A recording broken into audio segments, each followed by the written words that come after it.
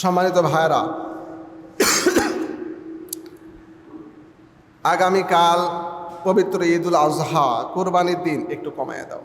কুরবানির দিন আমরা কুরবানির সার্বিক প্রস্তুতি অলরেডি গ্রহণ করে ফেলেছি। হয়তোবা শতকরা 2-1 জন বাকি আছে যারা পশু কিনতে পারেনি, মনের মতো মিলেনি, যার কারণে কিনা হয়নি। আজকে হয়ে যাবে হয়তোবা ইনশাআল্লাহ।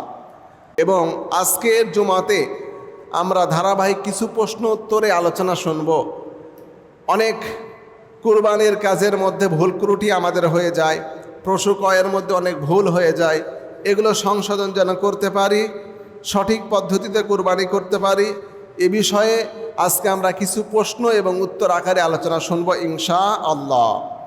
অত্যন্ত আনন্দের বিষয় হলো বিদায় হজের ভাষণ যেদিন হয়েছিল, রাসূল আকরাম সাল্লাল্লাহু আলাইহি সাল্লাম যেদিন বিদায় হজের ভাষণ দিয়েছিলেন, আল্লাহ পাক যেদিন ইসলাম ধর্মকে পরিপূর্ণতা দান করেছিলেন, আল্লাহ পাক যেদিন মুসলমানদের উপরে তার নিয়ামতে সন্তুষ্টি এবং ভরপুরতা দান যেদিন করেছিলেন, সেই দিন ছিল জুমার দিন, শুক্রবার এবং আরাফার দিন। আল্লাহ পাক আমাদেরকে এবছরের আরাফার দিনটা এমনভাবে মিলিয়ে দিয়েছেন, সেম যেমনিভাবে বিদায় হজের ভাষণের দিন, আরাফার দিন, রাসূলের বিদায় হজের দিন যেমন ছিল, যেমন তিনি বিদায় হজের দিনে ফজিলত যে বর্ণনা করেছেন, সেম আজকের দিনটাও সেম একই। তার মানে হলো আজকে জুমার দিন, আজকে আরাফার দিন, হজের কার্যক্রম শেষের দিকেই আজকের এই দিনটাতেই সব দিক দিয়েই ফজিলতপূর্ণ দিন। আল্লাহ পাক আজকে আমাদেরকে শারীরিক সুস্থতার মধ্য দিয়ে জুমার মসজিদে আসার সুযোগ করে দিয়েছেন, এই জন্য শুকরিয়া আদায় করছি। সকলে জবান ছেড়ে বলছি আলহামদুলিল্লাহ। সম্মানিত মুসল্লিন করম, গত জুমায় আমরা বলেছিলাম আজকের এই দিনে সিয়াম পালন করতে। আলোচনাতে আমরা শুনেছিলাম আজকের এই দিনে রোজা রাখলে, সিয়াম পালন করলে অতীতের 1 বছর এবং ভবিষ্যতের 1 বছরের গুনাহ খাতাগুলো আল্লাহ পাক মাফ করে দিবেন। সুবহানাল্লাহ। সেই জায়গা থেকে আমরা অনেকে সিয়াম রেখেছি, রোজা রেখেছি। এবং আজকে যেহেতু আরাফার দিন, গত জুমায় 5টি গুরুত্বপূর্ণ ফজিলত শুনেছিলাম, এর মধ্যে একটি ছিল এই দিনে আল্লাহ পাক সবচেয়ে বেশি দোয়া কবুল করেন।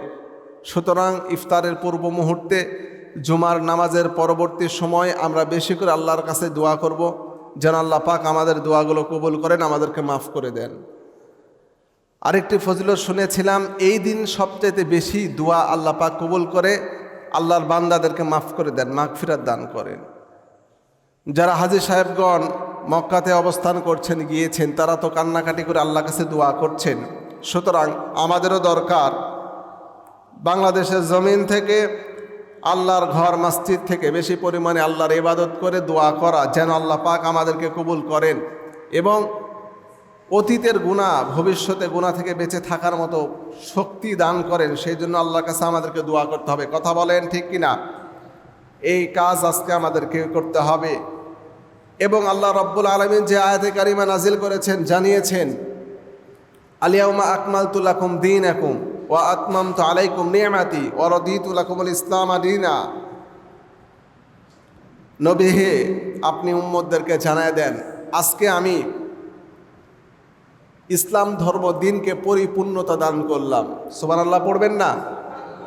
এবং এই দিনে আজকে আমি আল্লাহ আমার পক্ষ থেকে আপনাদের উপরে নিয়ামতে পরিপূর্ণতা দিয়ে দিলাম। সুবহানাল্লাহ পড়েন।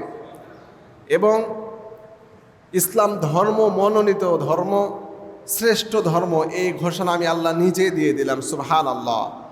সুতরাং এমন একটি দিনে আমরা এসেছি, আল্লাহ পাক যেন এই দিনে যত ফজিলত, আরাফার দিনে যত গুরুত্ব ফজিলত আছে, প্রত্যেকটা ফজিলতের অন্তর্ভুক্ত আমাদের প্রত্যেকে করিয়ে দেন। সকলে বলছে আল্লাহুম্মা আমিন। সম্মানিত উপস্থিতি, সূরা হজের 34 নম্বর আয়াতে কারিমা তেলাওয়াত করেছি। এই আয়াতে কারিমার মধ্যে আল্লাহ পাক বলছেন, আমি প্রত্যেক উম্মতের জন্য কুরবানি নির্ধারণ করেছি, যাতে তারা আল্লাহর দেওয়া চতুষ্পদ জন্তু জবাহ করার সময় আল্লাহর নাম উচ্চারণ করে। কেউ যদি 5 লাখ টাকা দামের একটা গরু কুরবানি করে, আর কুরবানি করার সময় আল্লাহর নাম না নেয়, নির্ধারিত দোয়া বিসমিল্লাহি আল্লাহু আকবার না পড়ে, তাহলে তার কুরবানি হবে নাকি? বড় গরু তো হবে নাকি? হবে না। তার মানে ওইটা নিয়ম, কুরবানি করার সময় আল্লাহর নামে জবাই করতে হবে। আমরা যদি এটা না করতে পারি তাহলে আমাদের কুরবানি হবে না। সুতরাং কুরবানিকে কেন্দ্র করে যত ধরনের মাসালা মাসাইল আছে, এগুলো যদি আমরা সঠিকভাবে না জানি এবং সঠিক পদ্ধতিতে এগুলোর প্রয়োগ যদি না করি তাহলে কিন্তু কুরবানি হবে না। এজন্য এগুলো জানতে হবে। সম্মানিত ভাইরা আমার, রব্বুল আলামিন সূরা হজের মধ্যে কুরবানির বিস্তারিত আলোচনা করেছেন।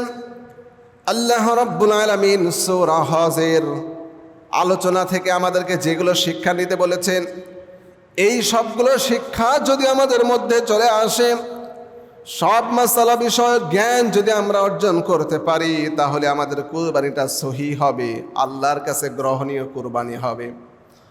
রব্বুল আলামিন জানাচ্ছেন, ওয়ালিকুল্লি উম্মাতিন জাআলনা মাসাকাল লিয়াযকুরু ইসমাল্লাহি আলা মা রাযাকাকুম মিন বাহিমাতিল আনআম। আল্লাহ রাব্বুল আলামিন জানাচ্ছেন, বান্দারা শোনো, আমি আল্লাহ প্রত্যেক জাতির জন্য কুরবানি রেখেছি, এক এক জাতির জন্য এক একটা পদ্ধতি দিয়েছেন। মুফাসসিরগণ তাফসিরের মধ্যে লিখেছেন ওয়ালিকুল্লি উম্মাতিন, এই উম্মত দ্বারা হলো আখিরি নবীর উম্মতের কথা এখানে মুফাসসিরগণ বলেছেন।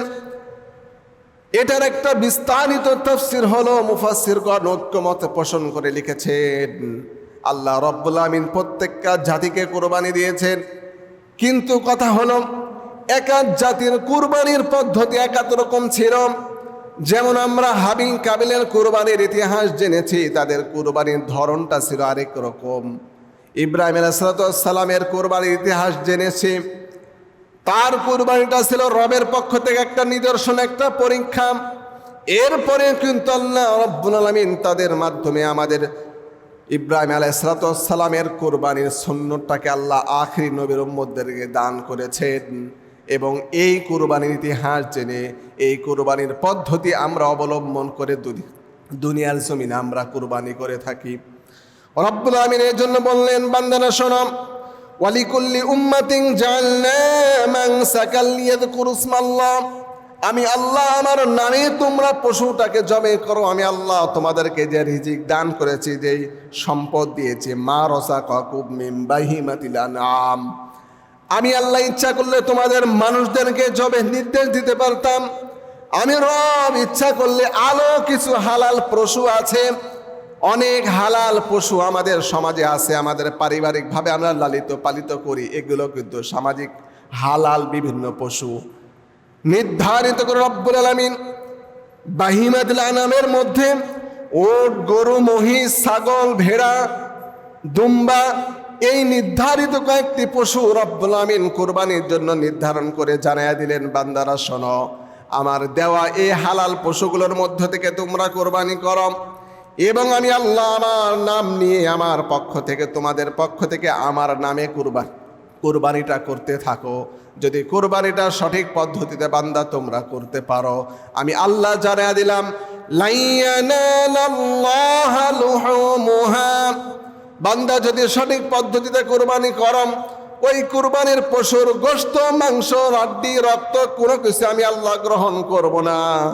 লা ইয়ানালাল্লাহু লুহুমুহা, গোশত গ্রহণ করা হবে না, ওয়ালা দিমাউহা ওয়ালাকিন ইয়ানালুহুত তাকওয়া মিনকুম, বান্দা কুরবানি করবা, তোমার পশু ছোট বড় ভাগ ছোট ভাগ যেটাই হোক না কেন, যদি তোমার দিলের তাকওয়া সকল বিধিবিধান সঠিক পদ্ধতিতে কুরবানি করতে পারো, বান্দা আমি তোমাকে জানায়া দিলাম, ওই কুরবানির রক্ত জমিনে পড়ার আগেই আমি আল্লাহ তোমার কুরবানিটা কবুল করে ওটার প্রত্যেকটা পশমের বিনিময়ে এক একটি করে সওয়াব আমি আল্লাহ তোমারে দান করে দিব। সুবহানাল্লাহ। এই জন্য ভাইরা, এই আয়াত পড়ার উদ্দেশ্য হলো যে আমরা সঠিক মাসআলা, সঠিক বিধিবিধান, সঠিক নিয়ম জেনে এরপরে কুরবানি করব। আল্লাহ পাক আমাদেরকে তৌফিক দান করুক, সকলে বলছি আল্লাহুম্মা আমিন। তাহলে আমাদের কুরবানিটা যেন সঠিক হয়, এ সঠিক হওয়ার জন্য আমরা মাসালা জানবো, প্রশ্ন উত্তর আকারে যেন সহজ হয়। তাহলে আমরা আমাদের এই যে প্রশ্নগুলো আমি উপস্থাপন করব, এই প্রশ্নগুলো আমাদের মনের মধ্যে থাকতে পারে, অথবা কোনো ভুল আকীদা, ভুল বিশ্বাস অথবা ভুল একটা মাসালা নিয়ে আমরা মনে করেন নর্মালি ভেবে রেখেছি। তো যখন ওই মাসালাটা প্রশ্ন আকারে আমরা জানতে পারবো, ওটা সঠিক উত্তরও জানতে পারবো। তো আমার উত্তরটা যদি ভুলের মধ্যে আমি নিজে থেকে যাই, তাহলে ভুল থেকে সংশোধন হয়ে সঠিক পদ্ধতিতে